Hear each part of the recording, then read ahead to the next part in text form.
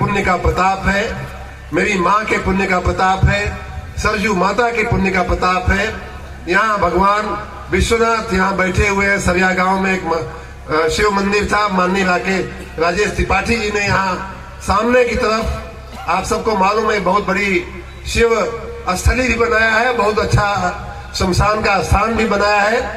इन सबको प्रणाम करते हुए, आप चरणों में, आपके सबके चरणों में वंदन करते हुए मैं एक बार फिर से आप सबको धन्यवाद देता हूं। और जैसा मैंने कहा कि हम जहां थे 75 साल में, वहीं पे हमारी जब 70 साल की जो शासन व्यवस्था रही है उसकी बात मैं थोड़ी बहुत करूंगा। सबने अपने अपने स्वार्थ में, किसी ने अपने पार्टी के हित के लिए, किसी ने अपने पार्टी को कहा कि ये पार्टी ही भारत है, हमारा नेता ही भारत है और कुछ भारत में है ही नहीं है, तो उनका कल्याण होगा तो भारत का कल्याण हो जाए, ऐसी मान्यता वाली पार्टी एक थी जिसने हमारे ऊपर 50-60 साल तक शासन किया। उसके बाद उन्हें दो पार्टियों ने, स्थानिक पार्टियों ने जो शासन किया, उन्होंने तो उनसे भी बड़े मियाँ, तो छोटे मियाँ थे, तो ये लोग बड़े मियाँ निकले। इन्होंने और भी अपनी जेब गर्म करने के अलावा, अपने कुनबे का कल्याण करने के अलावा उन्होंने कुछ किया नहीं। हमारे पूर्वांचल की माननीय दिनेश सिंह जी बोल रहे थे कि आपने ये ऐसी अलख जलाई है, आज आपने ऐसा दिया जलाया है। किसी कवि ने कहा है, उनकी बात के ऊपर से मुझे याद आ गया कि भाई अंधेरा है, पूर्वांचल का विकास नहीं हुआ। ये मैं खुले डंके की चोट पे कहता हूं। मैं भारतीय जनता पार्टी का एक जिम्मेदार पदाधिकारी हूं, उपाध्यक्ष हूं राज्य का। भारतीय जनता पार्टी ने मुझे बहुत सम्मान दिया है मित्रों, आपके इस भांजे को, आपके इस बेटे को, भतीजे को। फिर भी विनम्रता पूर्वक मैं ये कहना चाहूंगा कि पूर्वांचल का जो विकास होना चाहिए था वो अभी तक नहीं हुआ। उसमें हमारा हिस्सा तो बहुत छोटा है। 75 साल में हमारा हिस्सा तो मात्र 5 साल का है। मैं 70 साल की बात कर रहा हूं। लेकिन एक कवि ने कहा था, माननीय कल्पनाथ राय जी की जयंती है। आप जानते हैं कि इस जिले में विकास की अगर शुरुआत किसी ने की थी तो माननीय कल्पनाथ राय जी थे। और आज भी मैं एक राजनेता होने के बावजूद इस बात को बड़े गर्व से कह सकता हूं कि हमारे माननीय राय साहब इस जिले के लिए प्राणवायु थे। जैसे प्राणवायु होती है, जिसके बिना सांस नहीं चलती है, जिसके बिना आदमी जी नहीं सकता। एक जमाना था कि जब उनका रात दिन सोते जागते यहाँ के लोगों के विकास का कि वो चिंता किया करते थे। आज उनकी जयंती है। मैं आज आप सबकी तरफ से, आप सबकी भावनाओं को उनके प्रति समर्पित करते हुए उनको नमन करता हूं, उनको श्रद्धांजलि देता हूं। और मैं आशा रखता हूं कि उन्होंने जो बीज विकास का बोया था और उन्होंने जो एक उच्च परंपरा, हमारी फजीहत तो ऐसी है कि सब लोग कहते हैं कि हाँ भैया कल्पनाथ राय जी थे तब तक विकास हुआ और उसके बाद बंद हो गया। तो मतलब ये कि अब हमारी तुलना कल्पनाथ राय जी से, या हमारे काम की तुलना कल्पनाथ राय जी से होने लगी है, जो बहुत स्वाभाविक है, जो बहुत स्वाभाविक है। लेकिन हम आपसे हाथ जोड़ के इतना, अरे बतिया तो सुन ला लोगन, अरे बतिया तो सुन ला, पूरी बात तो सुनाओ, पूरी बात तो सुन लो। पूरी बात यह है कि माननीय कल्पनाथ राय जी 20 साल जिला के सेवा कैल, अब इन तो हमके 20 महीनों ना भयल भाई, तो थोड़ा समय लगता है। और आपकी जानकारी के लिए, भीड़, लाख लोगों की जो भीड़ इकट्ठी हुई है, मैं लाख इसलिए कह रहा हूं कि 50,000 अंदर है, 50,000 से ज्यादा बाहर है।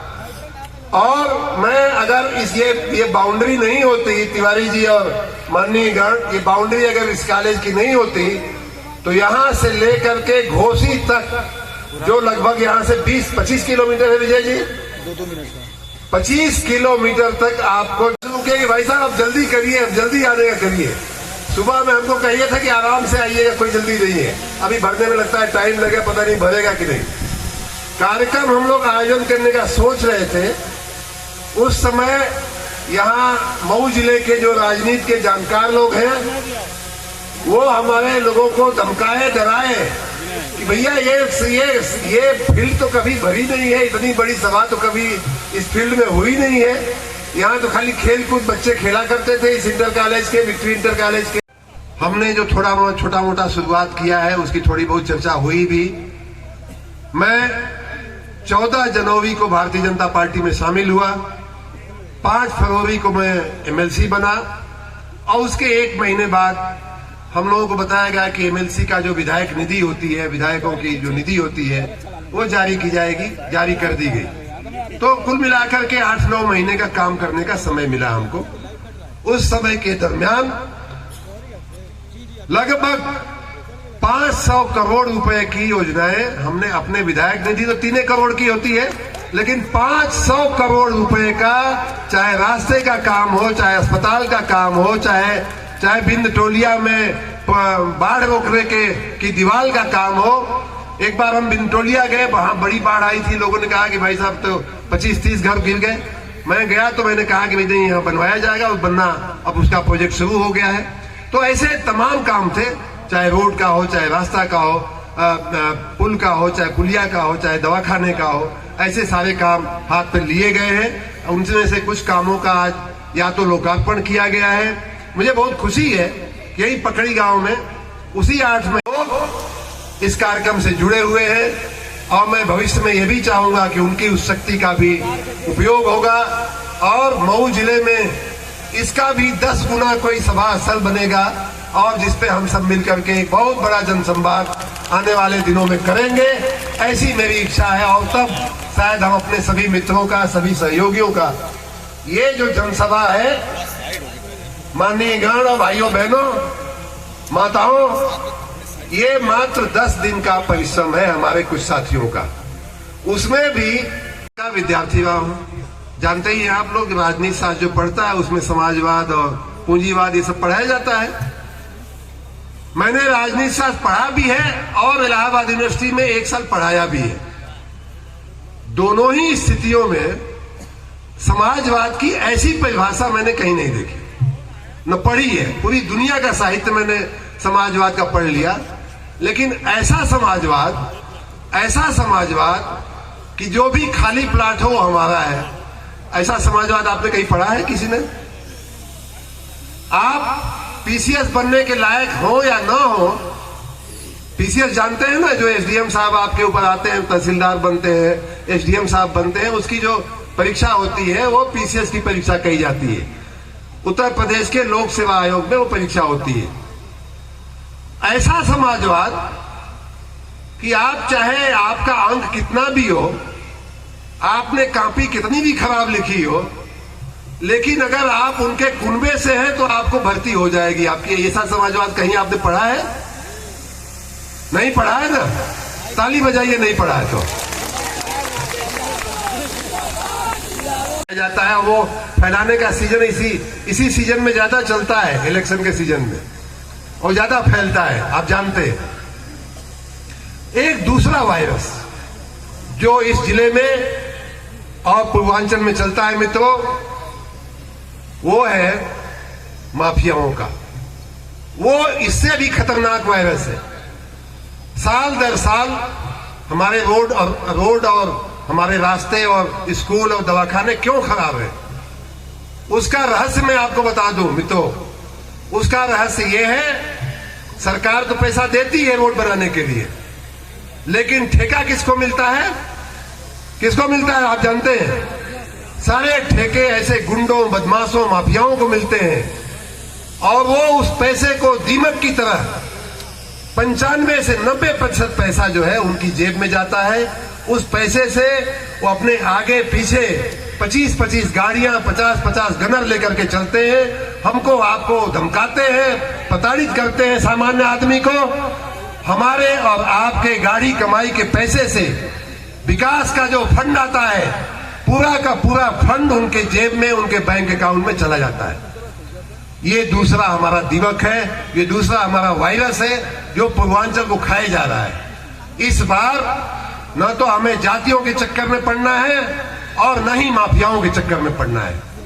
हमारे बीच हमारे माननीय जिला भाजपा अध्यक्ष जी कह रहे थे, भाजपा का साथ दीजिए, भाजपा का साथ दीजिए। मैं इसलिए नहीं कह रहा हूं कि मैं भारतीय जनता पार्टी में हूं, मैं इसलिए भाइयों बहनों कह रहा हूं कि जो भी हम करते हैं पारदर्शक रूप से आपके सामने यहाँ पट्टी खोली गई है, आपके सामने यहाँ शिलान्यास किया गया है, और कल आप जाकर के किसी ऑफिस में किसी जगह पे आप चेक कर सकते हैं। तो अभी कई लोग हमसे नाराज हैं, इस मंच पे भी कई लोग नाराज बैठे हुए हैं, किसी तरह से हम उनका हाथ जोड़े हैं। उन्होंने कहा कि भैया आपने तो हमसे तो कहा ही नहीं कि ऐसा कार्यक्रम करना है। ऐसे हजारों लोग, हमारा कोई सहपाठी है, हमारे साथ पढ़ा हुआ है, कोई हमारे गांव का है, कोई रिश्तेदारी का है, कोई हमारा परिचित है, कई ऐसे लोग हैं, हजारों ऐसे लोग हैं जिन्होंने कहा भाई साहब आपका कार्यक्रम ऐसा था और आपने तो हमको कहा ही नहीं।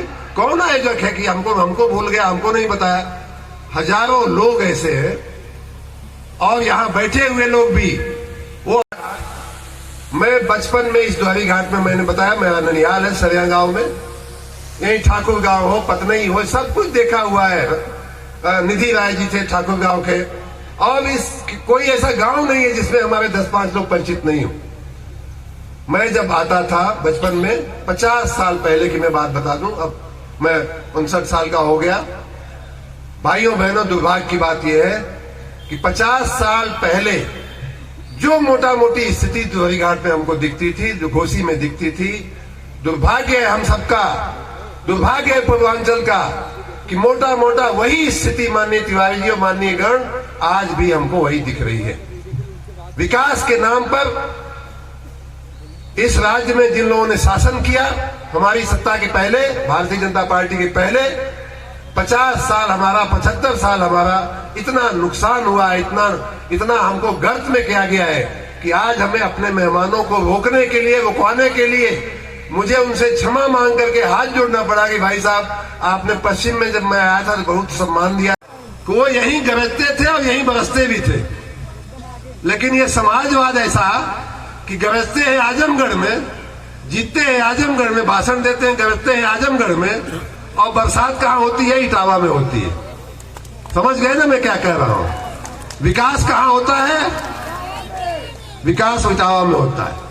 और उसके भी आगे सुनिए, हम एक बार अपने गांव के उस समय जो सत्ता में लोग थे उन्हीं के, मैं तो समझा कि उनके कुंबे का आदमी होगा, थोड़ा मजा लिया जाए। तो मैंने कहा भाई साहब आजकल तो आप लोगों की बड़ी चांदी है, आजकल आप लोगों की सरकार है। तो कहा कि भाई साहब किसकी सरकार? हमने कहा आपकी सरकार है। अरे यार क्या बात करते हैं भाई साहब, हमसे बड़े थे। तो कहे क्या बात करते हैं, हमारे जिले में, हमारे गांव में, हमारी जाति में, हमारे समाज में किसी ने कोई भला किया नहीं है, कोई भला करने नहीं आया है। तो हम कहे नहीं, हम तो बड़ा सुनते थे कि आप लोगों का आजकल बड़ा जलवा है, बड़ा चांदी है। कहीं नहीं, वो तो खाली 2-3 जिले हैं, उन्हीं में खाली वो लोग विकास कर रहे हैं। अच्छा, तुम्हें बड़ा चौंका। तो अभी मैं जब भाजपा में ज्वाइन किया तो जैसा कहा गया कि सभी जिलों का मैं दौरा कर रहा हूं, किया हूं, तो उसी कड़ी में मैं इटावा जिले में भी गया। तो इटावा जिले में गया तो वहां भी एक आदमी से मैंने पूछा कि भाई साहब आप लोग तो बड़े खुशनसीब हो कि आप कमी होगी ना, आपके सुख सुविधा की कमी होगी। जिस तरह से माननीय मोदी जी ने इस राज्य में राम मंदिर का आपका सपना साकार किया है, उसी तरह से हम आपके देखते देखते हमारे और आपके जीवन में हम राम राज्य का सपना भी साकार करके दिखाएंगे। इसमें कहीं कोई शंका रखने की आवश्यकता नहीं।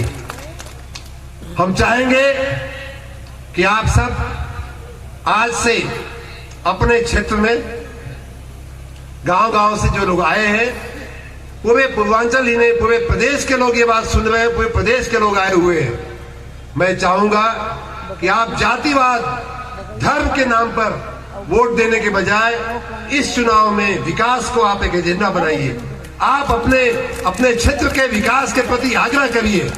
मैं कल एक वकीलों के कार्यक्रम में गया था, मैंने कहा कि भाई विकास का आप वकील बनिए, विकास की वकालत करिए, बाकी सब लोग आपके पीछे पीछे अपने आप चलने लगेंगे। तो मैं चाहूंगा कि आपसे जो भी आता है, जो भी धर्म और जात की बात करता है कि भाई फलानवा हमारे जात का तो हूँ हवा के लिए ओटवा दे दा भैया हमके, पूरा गांव यहाँ आने के लिए तैयार बैठा था। और हमारे ग्राम प्रधान जी ने कल बताया कि 2-3 बस आ जाएगी तो चल जाएगा। उसके बाद ये बस की संख्या बढ़ाते गए कि भैया 5 और चाहिए, भैया 4 और चाहिए, भैया 3 और चाहिए। और हमारी श्रीमती जी को एक मुद्दा मिल गया कि आप लोग बस का भी इंतजाम नहीं कर सकते। तो अब उसमें हम तो ऐसा फंस गए थे। लेकिन चलिए प्रधान जी यहाँ आकर के हम लोगों को लाए, तो इतना प्रेम लोगों का है कि यहाँ आने के लिए, यहाँ स्वयंभू रूप से इस कार्यक्रम का कोई आयोजक नहीं है। इस कार्यक्रम को किसी ने भी आयोजन नहीं किया है। ये कार्यक्रम स्वयंभू रूप से आयोजित हुआ है, आप लोगों ने आयोजित किया है, आप लोगों ने इसको सफल बनाया है। आप सबको बहुत बहुत बहुत बहुत साधुवाद, बहुत बहुत बधाई। मुझे मालूम है कि हर गांव में से जितने लोग आए हैं यहाँ, उसके आधा लोग खाली आ पाए हैं और आधा लोग अभी भी साधन के अभाव में, व्यवस्था के अभाव में यहाँ नहीं आ पाए हैं। मैं उनसे भी क्षमा नरेंद्र मोदी के शर्मा, नरेंद्र मोदी के शर्मा माता की जोरदार तालियों से स्वागत करिए माननीय के शर्मा जी का मंच पे जोरदार। भारत माता की जय, नरेंद्र मोदी के शर्मा। ऐसे नेता के लिए जितनी बार नारा लगे वो कम है। बोलिए के शर्मा नरेंद्र मोदी जिंदाबाद, जिंदाबाद। ऐसे मजा नहीं आएगा। अगर आप चाहते हैं कि वही दिन आवे, बैठे हैं, बोलिए भारत माता की, भारत माता की। मनोज राय के शर्मा, मनोज राय के शर्मा, मनोज राय के शर्मा। आपको उनके कुछ कार्यों से अवगत करना चाहता हूँ। मऊ से आनंद विहार 2 ट्रेन चलाया,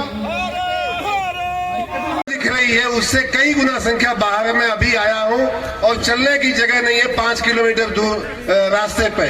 तो आप थोड़ा थोड़ा आगे आ जाए, थोड़ी थोड़ी जगह बना दे जिससे कि पीछे वाले लोग पीछे की तरफ खड़े हो सके या बैठ सके।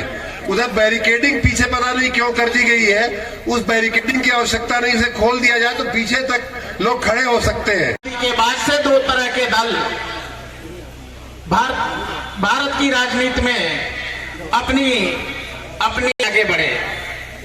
एक जो व्यक्तिवादी परिवार के वंशवादी कार्यक्रमों को लेकर के आगे बढ़ रहे थे, उसी बीच में कार्यकर्ताओं के बल पर अपनी विचारधारा को आगे बढ़ाते हुए एक दल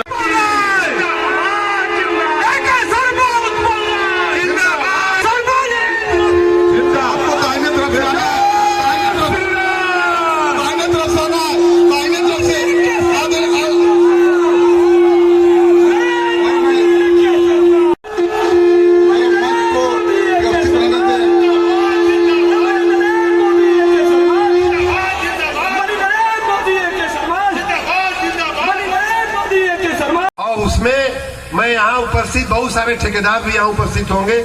मैं उन सारे ठेकेदारों को बोलता हूँ कि हमें अपनी विधायक निधि का 40% 50% मुझे नहीं चाहिए। मैं चाहूंगा कि आप ऐसी रोड बनाओ,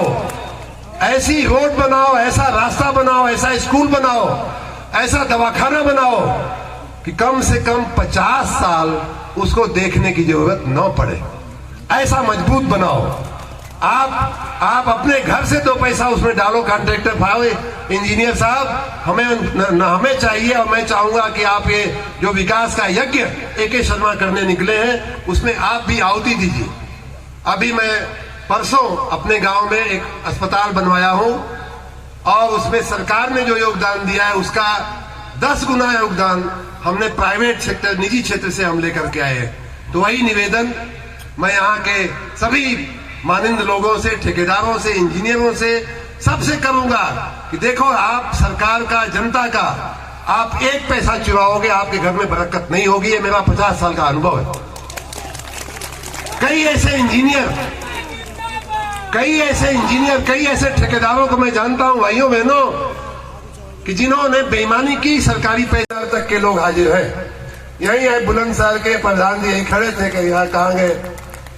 गाजीपुर से लेके गौतम बुद्ध नगर, देखिए हाथ जोड़ के वो लोग खड़े हो गए गौतम बुद्ध नगर के।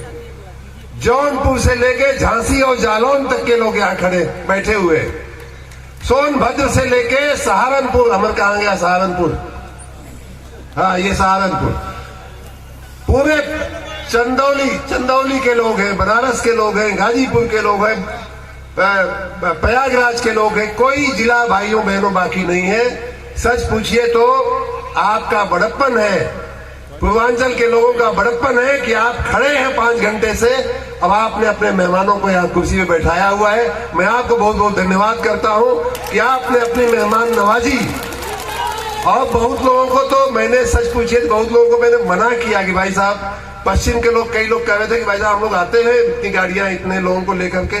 मैंने कहा भैया द्वारी घाट छोटी जगह है, मऊ छोटी जगह है। अभी हमारे एक मित्र सुबह मिले तो मैंने पूछा कहाँ रुके हो भैया, ये बता दो हमको। हमको बड़ी चिंता हो गई उनको देख करके, तो कहे नहीं हमने अपनी व्यवस्था कर लिया था। मैंने कहा मऊ घोसी द्वारी घाट सर, हमारा आप लोगों के चरणों में नमन करते हुए सारे काम आपके चरणों में समर्पित है, वो किया जाएगा। और आपका मेरे ऊपर पूरा अधिकार है, आप जो करवाना चाहें, जो अपने बच्चे से करवाना चाहें उसका आदेश करिएगा। मैं आपकी आशाओं को पूरा करने के लिए हमेशा समर्पित रहूंगा। हमारा दुर्भाग्य जो रहा है, यहाँ एक बार एक आपने, कोरोना का समय है, मैं आप सबको ये भी गुजारिश करूंगा कि आप सब सुरक्षित रहने का प्रयास करिए। इस भीड़ भाड़ में भी थोड़ा दूरी बनाने का हम लोग प्रयास किए थे, फिर भी भीड़ तो रैली होती है, लेकिन कोरोना में आप लोग सावधान रहिएगा, कोरोना के मापदंडों को आप पालन करिएगा। लेकिन कोरोना का वायरस तो बहुत, मान ला कि दवाई से बचू जाइए आदमी। अपने क्षेत्र में, पूर्वांचल में दूठे और वायरस बहुत चलेला। पहला वायरस है जातिवाद का। आपके लिए मैंने जैसा कहा कि 50 साल पहले का जो पूर्वांचल था वही आज भी है, और मैं डंके की चोट पे बात सिद्ध कर सकता हूं। किसी माननीय ने, एक बहुत वरिष्ठ नेता ने तो हमको यहां तक समझा दिया कि नहीं भाई साहब आप गलती कर रहे हैं, आप ये बोल करके। पहले जो था वो भी बंद हो गया है। घोसी में एक मिल थी, नई थी उस जमाने में, आज जो है किसी तरह से घिसक के चल रही है। मऊ में 2-3 मिलें थी, वो बंद हो गई। काटन मिल थी, स्वदेशी काटन मिल थी, पर्दा की मिल थी, तो जो था वो भी बिगड़ गया। इसलिए जो पहले था वो भी खराब हुआ है, दुर्भाग्य हमारा रहा है। और एक पार्टी जो अपने को समाजवादी कहती है, बिंद लोग बैठे हुए, हरिजन अनुसूचित जाति के लोग बैठे हुए, राजभर समाज के लोग बैठे हुए, कोई ऐसा समाज नहीं है, पिछड़ी जातियों का हो चाहे अगड़ी जातियों का हो, कोई ऐसा समाज नहीं है जो यहाँ उपस्थित न हो। और उनमें से सबके बीच में ये बात पूछता हूं, इन दोनों सरकारों ने, भारतीय जनता पार्टी के पहले की सरकारों ने, किसी ने एक को आपके बेटे को इंस्पेक्टर बना दिया हो, एक को पीसीएस बना दिया हो, एक को आईएएस बना दिया हो पढ़ा लिखा करके, तो मैं अपनी गुलामी लिखाने को तैयार हूं। लेकिन उन्होंने जो किया है मात्र या तो अपना पर्स भरने के लिए पर्स लटका के चलना,